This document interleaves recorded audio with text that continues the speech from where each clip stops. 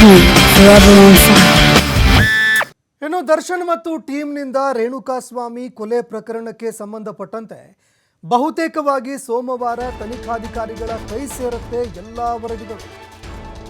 ಏನೇನೆಲ್ಲ ತನಿಖಾ ವರದಿಗಳಿದ್ವು, ಅದೇ ರೀತಿಯಾಗಿ FSL ವರದಿಗಳಿದ್ವು, ವಿಧಿವಿಜ್ಞಾನ ಪ್ರಯೋಗಾಲಯದ ವರದಿಗಳು, ಬೆರಳಚ್ಚು ವರದಿ, ಅದೇ ರೀತಿಯಾಗಿ DNA ವರದಿಗಳು, ಬ್ಲಡ್ ಸ್ಯಾಂಪಲ್ ವರದಿ, ಈ ರೀತಿಯಾಗಿ ಯಾವ್ಯಾವ ವರದಿಗಳನ್ನು ನೀಡಲಾಗಿತ್ತು ಎಲ್ಲ ವರದಿಗಳು ಕೂಡ ಸೋಮವಾರದಂದು ತನಿಖಾಧಿಕಾರಿಗಳ ಕೈ ಸೇರುವಂತಹ ಸಾಧ್ಯತೆ ಇದೆ.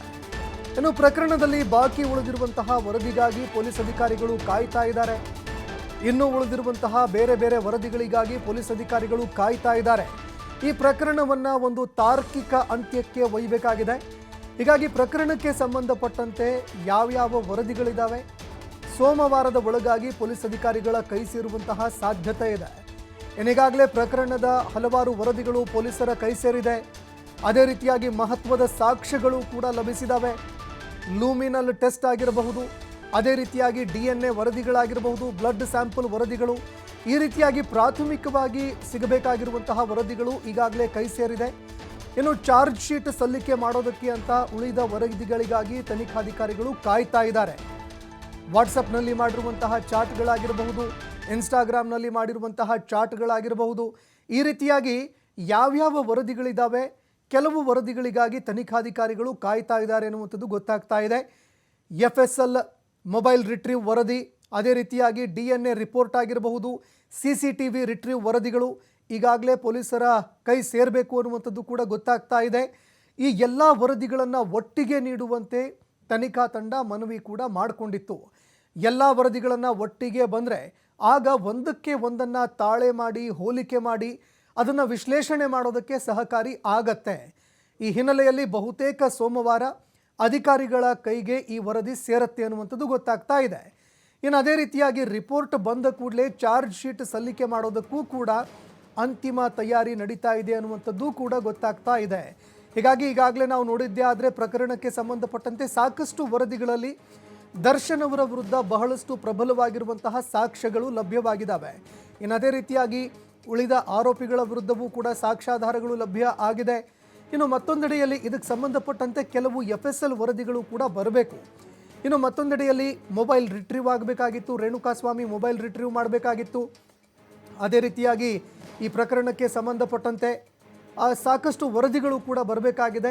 CCTV ಫೂಟೇಜ್ಗಳನ್ನು ವಾಪಸ್ ರಿಟ್ರೀವ್ ಮಾಡುವಂಥದ್ದಾಗಿರಬಹುದು. ಇದೆಲ್ಲವೂ ಕೂಡ ಆದ ಬಳಿಕ ಎಲ್ಲ ವರದಿಗಳನ್ನು, ಅದು ಬ್ಲಡ್ ಸ್ಯಾಂಪಲ್ ಆಗಿರಬಹುದು, DNA ಟೆಸ್ಟ್ ಆಗಿರಬಹುದು, ಇನ್ನು ಅದೇ ರೀತಿಯಾಗಿ ಬೆರಳಚ್ಚು ಟೆಸ್ಟ್ ಆಗಿರಬಹುದು, ಇದೆಲ್ಲದರ ವರದಿಗಳನ್ನು 1 by 1 ಕೊಡ್ತಾ ಹೋದರೆ ಅದಕ್ಕೆ ಸಮಸ್ಯೆ ಎದುರಾಗುತ್ತೆ. ಹೀಗಾಗಿ ಎಲ್ಲವನ್ನ ಒಮ್ಮೆನೇ ಕೊಟ್ಟಿದ್ದೇ ಆದರೆ ಆ ಸಂದರ್ಭದಲ್ಲಿ ಒಂದನ್ನು ಮತ್ತೊಂದಕ್ಕೆ ಲಿಂಕ್ ಮಾಡಿ ನೋಡಬಹುದು. ಅದೇ ರೀತಿಯಾಗಿ ಎಲ್ಲವನ್ನ ತಾಳೆ ಹಾಕಿ ಅದನ್ನು ನ್ಯಾಯಾಧೀಶರಿಗೂ ಕೂಡ ಸರಿಯಾಗಿ ವಿಶ್ಲೇಷಣೆ ಮಾಡೋದಕ್ಕೆ ಆಗತ್ತೆ. ಹೀಗಾಗಿ ಆದಷ್ಟು ಬೇಗ ಎಲ್ಲ ವರದಿಗಳನ್ನು ಒಮ್ಮೆನೇ ನೀಡಬೇಕು ಅನ್ನುವಂತಹ ಮನವಿಯನ್ನು ಕೂಡ ಅಧಿಕಾರಿಗಳು ಮಾಡಿಕೊಂಡಿದ್ದಾರೆ ಅಂತ ಗೊತ್ತಾಗ್ತಾ ಇದೆ. ಇನ್ನು ಅದೇ ರೀತಿಯಾಗಿ ಈ ಪ್ರಕರಣಕ್ಕೆ ಸಂಬಂಧಪಟ್ಟಂತೆ ಮತ್ತಷ್ಟು ಮಾಹಿತಿ ಕೊಡ್ತಾ ಹೋಗ್ತಾರೆ ಪ್ರತಿನಿಧಿ ಸಂತೋಷ್ ಪಟೇಲ್ ಫೋನ್ ಸಂಪರ್ಕದಲ್ಲಿ ಜಾಯ್ನ್ ಆಗಿದ್ದಾರೆ. ಸಂತೋಷ್ ಪಟೇಲ್, ಈಗಾಗಲೇ ಸಾಕಷ್ಟು ಸಾಕ್ಷ್ಯಾಧಾರಗಳು ಲಭ್ಯ ಆಗಿದೆ, ವರದಿ ಬರೋದು ಇನ್ನೇನು ಬಾಕಿ, ಯಾವ್ಯಾವ ವರದಿಗಳು ಬರಬೇಕು, ಅದೇ ರೀತಿಯಾಗಿ ಚಾರ್ಜ್ ಶೀಟ್ ಯಾವಾಗ ಸಲ್ಲಿಕೆಯಾಗತ್ತೆ, ಇನ್ನು ಪ್ರಮುಖವಾಗಿ ದರ್ಶನ್ಗೆ ಈ ಪ್ರಕರಣದಲ್ಲಿ ಯಾವ ಒಂದು ಸಾಕ್ಷ್ಯಗಳು ಉರುಳಾಗಬಹುದು ಅಂತ? ಸಂತೋಷ್, ಏನು ಚಾರ್ಜ್ ಶೀಟ್ ಅನ್ನ ಸಲ್ಲಿಕೆ ಮಾಡ್ಲಿಕ್ಕೆ 90 ದಿನಗಳ ಕಾಲಾವಕಾಶ ಇರುತ್ತೆ. ಸುಮಾರು ಈಗಾಗಲೇ 50 ದಿನಗಳು ಕಳೆದಿರುವಂತದ್ದು. ಇನ್ನು ಕೂಡ 35-40 ದಿನಗಳ ಸಮಯಾವಕಾಶ ಇದೆ. ಈ 40 ದಿನದೊಳಗೆ ಯಾವತ್ತು ಬೇಕಾದ್ರೂ ಚಾರ್ಜ್ ಶೀಟ್ ಅನ್ನ ಪೊಲೀಸರು, ತನಿಖಾಧಿಕಾರಿ ಆದವರು ಸಲ್ಲಿಕೆಯನ್ನ ಮಾಡ್ತಾರೆ. ಸೊ ಆದ್ರೆ ಈಗಾಗಲೇ ಇಡೀ ಪ್ರಕರಣಕ್ಕೆ ಸಂಬಂಧಪಟ್ಟಾಗೆ ಏನು 200ಕ್ಕೂ ಹೆಚ್ಚು ಎವಿಡೆನ್ಸ್ ಗಳನ್ನ ಕಲೆಕ್ಟ್ ಮಾಡಿದ್ರು, ಅದ್ರ ಜೊತೆಗೆ ಸಾಕ್ಷ್ಯಾಧಾರಗಳನ್ನು ಕೂಡ ಕಲೆ ಹಾಕಿದ್ರು. ಸೊ ಆ ಎಲ್ಲಾ ಎವಿಡೆನ್ಸ್ ಗಳಲ್ಲಿ ಕೆಲವೊಂದು ಸ್ಯಾಂಪಲ್ಸ್ ಗಳನ್ನ ಏನ್ ತಗೊಂಡಿದ್ರು, DNA ಇರ್ಬೋದು, ಬ್ಲಡ್ ಇರ್ಬೋದು, ಬಟ್ಟೆಯ ಮೇಲಿದ್ದಂತಹ ಕಲೆಗಳಿರ್ಬೋದು, ಅವರ ಹೇರ್ ಇರ್ಬೋದು, ಸೊ ಈಗ ಬೇರೆ ಬೇರೆ ಸ್ಯಾಂಪಲ್ಸ್ ಗಳನ್ನ ಏನ್ ತೆಗೆದುಕೊಂಡಿದ್ರು ಆ ಎಲ್ಲಾ ಸ್ಯಾಂಪಲ್ಸ್ ಗಳನ್ನ FSL ಕೊಟ್ಟಿದ್ರು.